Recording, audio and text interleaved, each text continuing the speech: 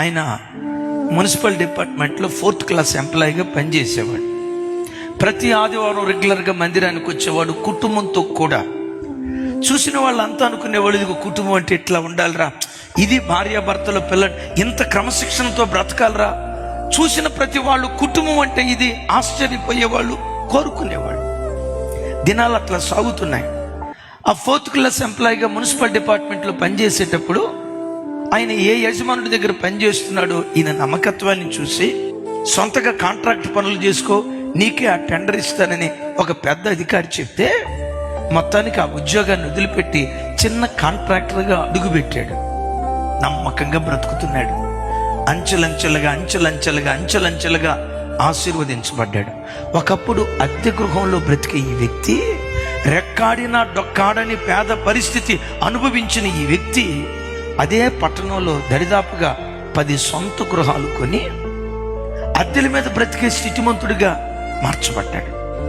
తను ఏ మున్సిపల్ డిపార్ట్మెంట్లో కాంట్రాక్టర్గా పనిచేస్తున్నాడో అక్కడ ఒక తప్పుడు త్రోవకు వెళ్ళిపోయాడు.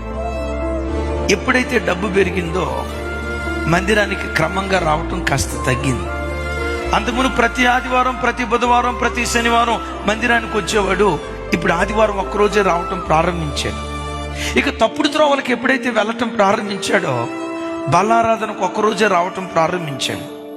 మెల్లిగా 2-3 సంవత్సరాల పాటు దేవునికి దూరమై చీకట్లో బ్రతుకుతున్నాడు.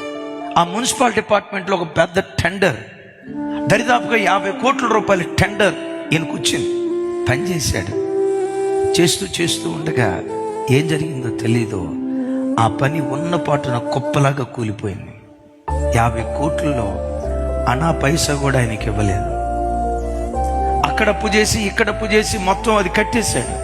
ఉన్న 10 ఇళ్ళు అమ్మినా, ఇంట్లో దాచిపెట్టిన వెండి బంగారాలు అమ్మినా అప్పు తీరక ఇంకా 10 లక్షల రూపాయల అప్పు మిగిలితే ఇప్పుడు అదే మున్సిపల్ డిపార్ట్మెంట్కి మళ్ళా నా ఉద్యోగం నాకెవరా? దైవజనమా, ఒకప్పుడు సూట్ కేసులు నిండా డబ్బులు పట్టుకుని వచ్చిన ఆయన ముద్దన్నం కోసం వెంపర్లాడుతున్నాడు. యవన బిడ్డలారా, ఏ చెడుతనానికి చోటిచ్చిన తస్మా జాగ్రత్త. ఒకవేళ నువ్వు అనుకుంటున్నావు, నాకేం సార్ పెద్ద చదువుకున్నా, నాకేం సార్ సాఫ్ట్వేర్ ఇంజనీర్ సార్, 2 లక్షల రూపాయల జీతం సార్, 3 లక్షల రూపాయల జీతం సార్, నేను పెళ్లి చేసుకుంటే 2 లక్షల రూపాయల జీతకైతే నాకు దొరికింది సార్, నాకేం పూల రంగంలాగా బ్రతుకుతాను సార్ అని అనుకుంటూ చెడుతనంలో బ్రతికితే దేవుని వాక్యం ఉంటుంది, దేశ నివాసుల చెడుతనమును బట్టి సత్తువ కలిగిన భూమి చవిటి పరగా మారిపో.